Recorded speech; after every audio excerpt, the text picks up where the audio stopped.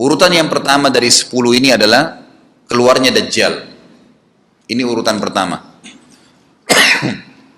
Dajjal, jemaah sekalian, adalah diambil dari kata-kata Dajjalah yang berarti kekacauan.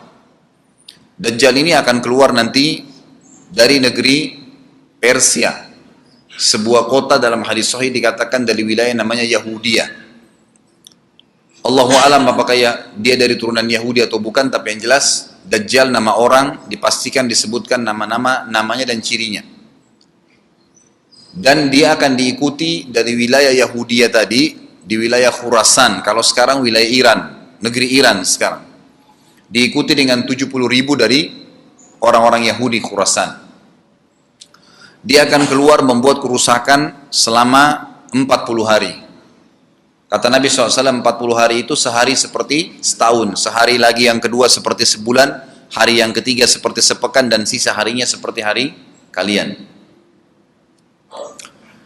Ulama hadis mengatakan yang dimaksud adalah sehari pertama seperti setahun, memang setahun maksudnya. Jadi Dajjal akan buat kerusakan setahun, 2 bulan, 2 pekan. Dia akan keliling muka bumi semuanya, dan kata Nabi SAW, seluruh bumi ini akan dimasuki oleh Dajjal. Tidak tertinggal satu lorong, gang, jangankan kota atau desa, kecuali Dajjal akan masuk ke dalamnya, kecuali Madinah dan Mekah. Tidak bisa dimasuki oleh Dajjal. Kata Nabi SAW dalam hadis sahih, karena di setiap pintu gerbang Mekah dan Madinah, malaikat menghenuskan pedangnya dan menghalau Dajjal sehingga Dajjal tidak bisa masuk. Ciri-ciri Dajjal disebutkan dalam banyak hadis yang sahih adalah mata kanannya yang paling pertama rusak, seperti anggur kering.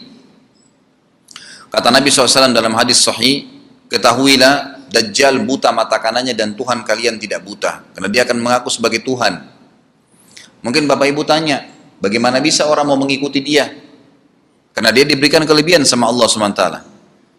Dalam hadis sahih juga disebutkan kalau dia masuk ke dalam sebuah tempat, lokasi, wilayah, dan dia mengaku sebagai Tuhan, orang-orang ikutin, maka wilayahnya jadi subur, peternakannya jadi banyak, hujan turun dari langit, tanaman-tanaman mereka jadi subur. Memang fitnah, Allah turunkan tanda-tanda hari kiamat.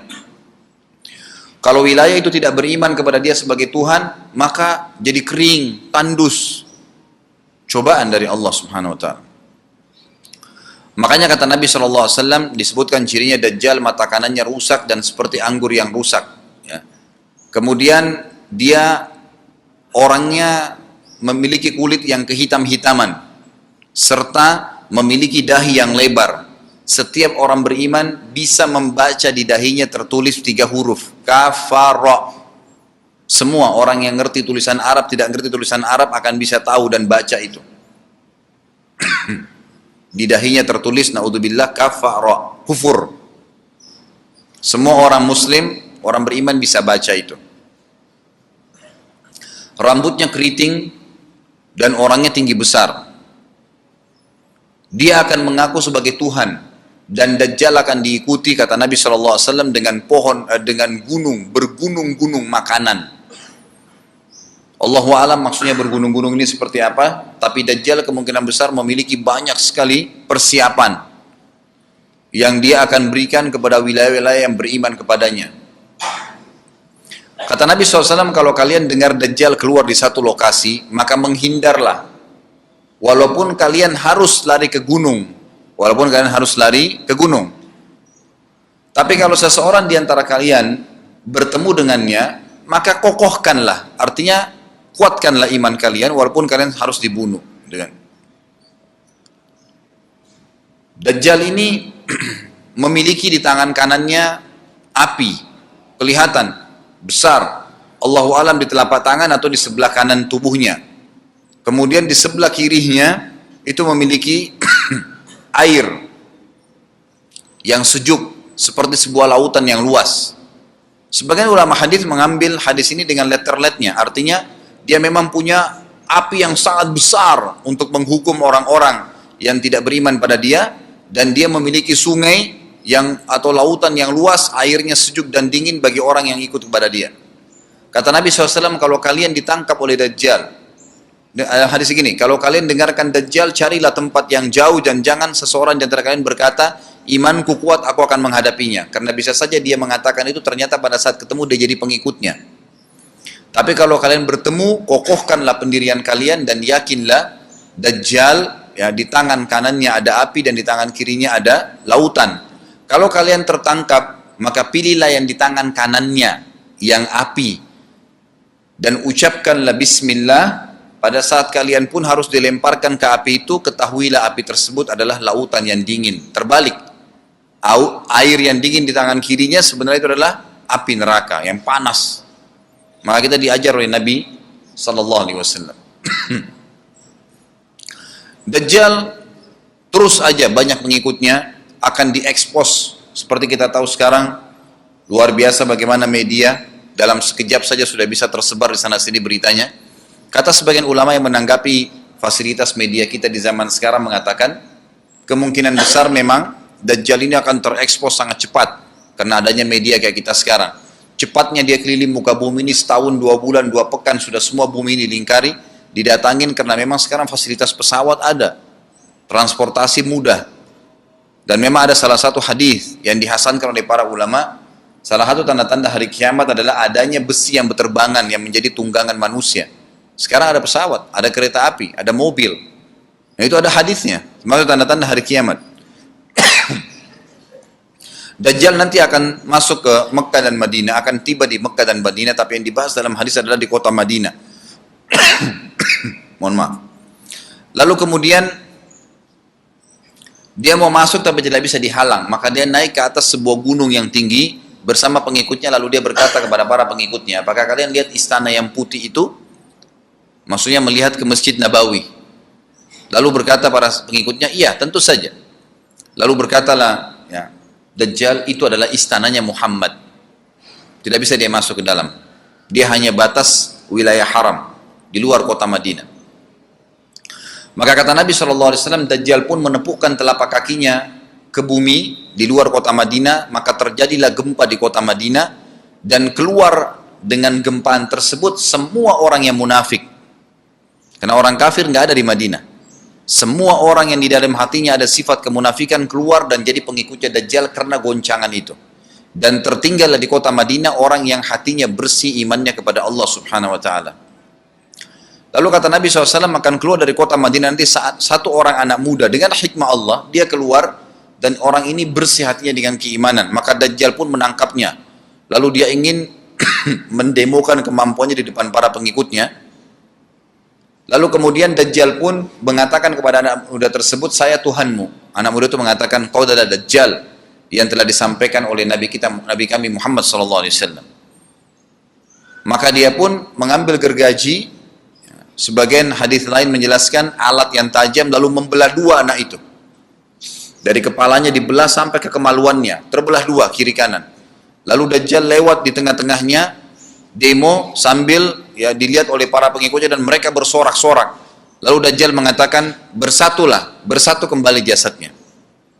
Kata Dajjal dalam hadis ini, apakah kau sudah yakin saya Tuhanmu? Anak muda itu mengatakan, saya bertambah yakin kalau kau adalah Dajjal yang disampaikan oleh Nabi SAW. Kata Nabi SAW dalam hadis penutup, ini hadis sahih riwayat Bukhari, riwayat Muslim, ahli sunan, semua menukil tentang masalah Dajjal. Saya tidak sebutkan siapa-siapa perawinya karena memang ini semua hadis sahih. Cukup banyak hadisnya, saya satukan saja. Jadi merangkai seperti sebuah cerita. Maka Dajjal pun akhirnya setelah itu tidak mampu menyentuh anak muda lagi. Anak muda itu, Allah SWT sudah selamatkan dia. Ringkas cerita, Mekah sama Madinah cuma dia laluin, kemudian dia menuju ke Palestina. Pada saat tiba di Palestina, Dajjal sendiri tidak tahu kalau ajalnya sudah dekat.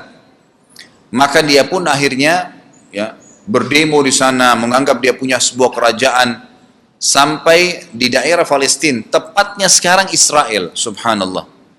Direbut wilayah itu oleh Israel tanpa mereka sadari, dalil-dalil wahyu menuntun mereka ke situ. Ada sebuah kota namanya kota Babelut.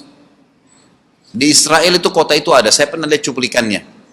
Termasuk kota yang diidolakan di dalam negeri Israel sendiri namanya Babelut. Subhanallah, hadis menyebutkan nama Babelut. Hadis Nabi SAW dari 1400 tahun yang lalu mengatakan, nanti Dajjal akan berkumpul di sebuah wilayah namanya Babulut di Syam. Maksudnya di Palestina itu. Israel sekarang. Ada kota Babulut dan orang Yahudi sekarang lagi gencar membangun kota itu dan dianggap kota favoritnya Israel. Subhanallah.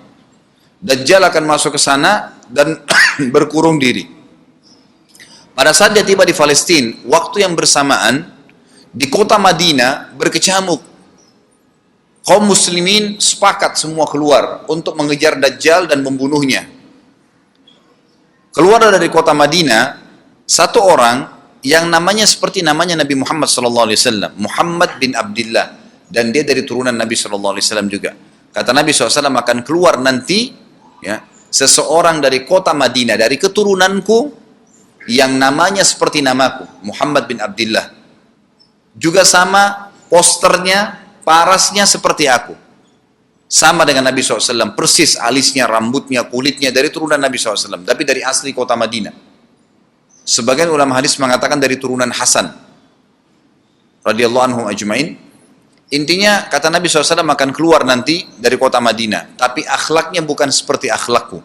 Tentu tidak mungkin ada orang yang sama dengan akhlak Nabi SAW. Kata Nabi SAW, Allah mengubah dia dalam sehari semalam. Tiba-tiba berubah menjadi orang baik dalam sehari semalam, jadi orang faham agama. Lalu orang-orang pun akan datang kepadanya dari masyarakat Madinah berkata, engkau adalah turunan Rasulullah SAW, pimpinlah kami berperang melawan Dajjal. Maka dia pun menolak. Dia menolak awalnya, kemudian dia menuju ke Mekah diikutin dengan 300 orang pertama dari kota Madinah. Sampai di Mekah, setelah selesai dia tawaf, maka seluruh muslimin menunjuknya sambil mengatakan, engkau harus memimpin kami. Dan orang ini punya julukan Mahdi, dikenal dengan Imam Mahdi. Inilah tanda-tanda kiamat yang kedua. Setelah Dajjal keluar, buat kerusakan di muka bumi tadi selama 40 hari itu atau setahun lebih, kemudian keluarlah tanda-tanda kiamat kedua pada saat dia sudah tiba di kota Babulut di Israel. Keluarlah si Mahdi ini. Pada saat dia tiba di Mekah, dibaiatlah oleh banyak kaum muslimin, tidak disebutkan jumlah pasukannya, maka terbentuklah pasukan jihad yang mengejar Dajjal menuju ke Palestina. Lalu keluar tanda-tanda kiamat 3, langsung berentetan semua. Makanya ulama mengatakan tanda-tanda kiamat kecil itu antara satu sama yang lain ada jarak-jaraknya. Tapi kalau tanda-tanda kiamat besar sekali datang, maka datang semua. Gitu kan. Walaupun memang ada masa, gitu kan, ada masanya. Tanda-tanda kiamat besar yang ketiga adalah pada saat pasukan Imam Mahdi dengan pasukan jihad itu tiba di Darul Baydha namanya, menara kota putih yang ada menara putihnya, dan itu sekarang di negeri Syam, tepatnya di Damaskus, ibu kota Syria. Sebagian ulama mengatakan Masjid Jami' Syam, karena memang menaranya berwarna putih. Hadis menyebutkan di menara itulah, di masjid itulah Imam Mahdi mampir sholat asar bersama pasukannya, dan sudah dekat. Syam, negeri Syam, masuk di dalamnya wilayah itu adalah Israel, ya sekarang Palestina, kemudian Syria, dan ini masjid ada di Syria, di Damaskus. Pada saat itulah datang tanda-tanda kiamat besar yang ketiga, yaitu turunnya Nabi Isa alaihissalam. Kata Nabi SAW dalam hadis Bukhari, hadis Muslim, hadis Sahih semuanya, dikatakan Isa alaihissalam akan turun sambil memegang kedua sayapnya malaikat, dan dari rambutnya yang basah meneteskan air. Pegang sayap malaikat turun, dan semua muslimin waktu itu menyaksikan. Ya masih hidup zaman itu menyaksikan, dan ini wahyu, penyampaian, pasti terjadi. Maka dia pun turun, lalu kemudian dia masuk, dan orang-orang pada saat itu mengenalnya kalau dia adalah Isa, dan mereka sudah tahu ini masanya, turunnya, keluarnya Dajjal. Ini Mahdi sudah ada. Mereka tahu akan turun Isa. Sudah ada informasi, seperti saya sampaikan ke Bapak Ibu sekarang, itu mungkin muslimin di zaman itu sudah tahu semua. Maka Isa pun alaihissalam waktu itu dipersilakan oleh Mahdi untuk jadi imam, maka dia pun mengatakan tidak, imam dari kalangan kalian. Dan kata Nabi SAW, ini kemuliaan bagi umat ini karena Nabi sholat di belakang umat ini. Semestinya kalau ada Nabi, pasti Nabi yang jadi imam, tidak mungkin digantikan oleh manusia biasa. Tapi waktu itu Imam Mahdi menjadi imam dan Nabi Isa sholat di belakangnya.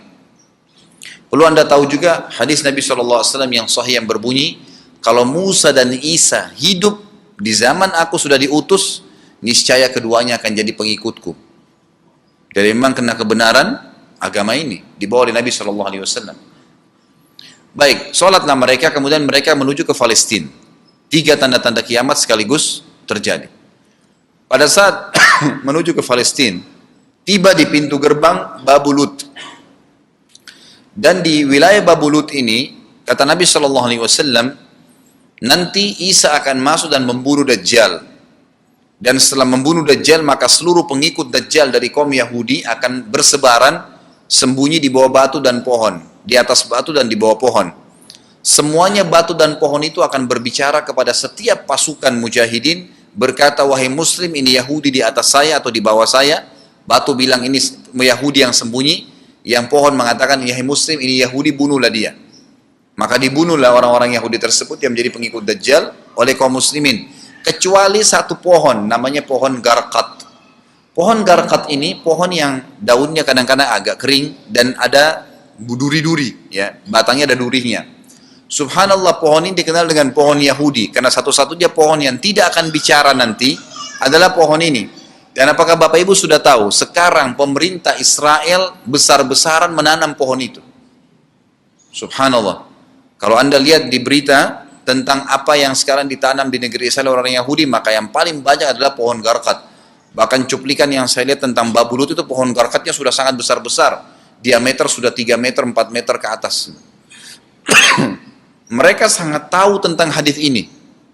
Tapi memang orang Yahudi, sebagaimana Ibnu Abbas katakan radhiyallahu anhuma, beliau mengatakan sabda firman Allah SWT tafsirnya surah Al-Fatihah, ghairil maghdubi alaihim, bukan orang-orang yang kau murkahi ya Allah, ihdinas siratal mustaqim, tunjukkanlah kami jalan yang lurus, siratal ladzina an'amta alaihim, jalan orang-orang yang telah kau berikan petunjuk, maksudnya orang-orang yang beriman. Ghairil maghdubi alaihim, bukan orang yang kau murkahi. Kata sahabat Nabi Ibnu Abbas radhiyallahu anhu adalah orang-orang Yahudi. Allah murka sama mereka karena mereka tahu kebenaran tapi mereka tidak mau ikutin. Itu cirinya orang Yahudi. Bahkan Allah mengatakan tentang mereka terhadap Nabi SAW, ya'rifuna kama ya'rifuna abna'ahum. Mereka mengenal Muhammad SAW sebagaimana mereka mengenal anak-anak mereka sendiri. Jadi orang Yahudi tahu. Waladhdallin, dan bukan orang-orang yang sesat. Ini adalah kata Ibnu Abbas, orang-orang Nasrani. Mau nyebarin agama tapi mereka keliru. Agamanya yang Nabi Isa itu tidak wajib disebarkan di seluruh dunia. Tapi disebarin untuk Bani Israel. Karena Nabi Isa diutus untuk Bani Israel. Mereka mau berdakwah tapi salah. Ringkas cerita adalah Nabi Isa alaihissalam akhirnya tiba dengan pasukan mujahidin di depan pintu gerbang Babulut. Kemudian orang-orang Yahudi tidak kenal, tidak tahu Nabi Isa, tidak tahu tentang itu Mahdi. Mereka belum tahu ini. Mereka berbangga-bangga saja. Lalu mereka berkata kepada Dajjal, ada pasukan, segelintir pasukan yang mau menyerang kita. Dajjal mengatakan, bukakan pintu gerbang. Mereka tidak akan mampu melawan kita karena pasukannya mereka banyak memang. Maka Dajjal dengan sombongnya menunggu di depan pintu gerbang. Pada saat dibuka, Dajjal kaget melihat ada Isa alaihissalam. Dan pada saat itu kata Nabi SAW, Dajjal faham kalau sudah tiba ajalnya. Begitu melihat Isa alaihissalam, dia lari dan badannya sambil meleleh di depan para pengikutnya.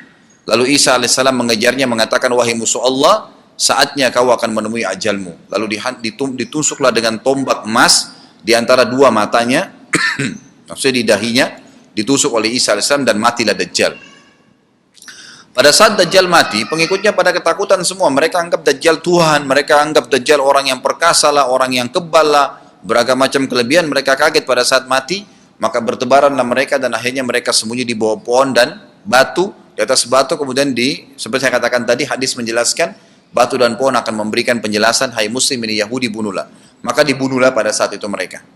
Lalu Nabi Isa AS memimpin di muka bumi, dan kata Nabi SAW, pada saat itu Islam, agama Islam yang dibawa oleh Nabi SAW akan masuk ke semua rumah di muka bumi, gak tersisa. Satu dunia ini semuanya Islam. Hadis sahih, kata Nabi SAW, Islam akan masuk ke setiap rumah, bi'izzil aziz au bidzilli dhalil, dengan kemuliaan atau terhina. Yang tidak mau terima dibunuh. Enggak ada lagi penolakan terhadap Islam. Itu hadis sahih. Maka Nabi Isa alaihissalam memimpin pada saat itu, disebutkan dalam hadis 40 tahun dengan ketenangan. menerapkan hukum Islam. Kata Nabi SAW, bagaimana awal umat ini bisa sesat sementara aku yang pimpin, dan bagaimana akhir umat ini bisa sesat sementara yang pimpin mereka Isa, dengan menjalankan hukum-hukumku. Jadi Nabi Isa AS nanti menerapkan Al-Quran. Seperti yang kita lakukan, sholat, segala ini sudah selesai, dikerjakan semua. Dan dalam hadis lain dikatakan Isa AS akan menghancurkan semua salib, membunuh semua babi.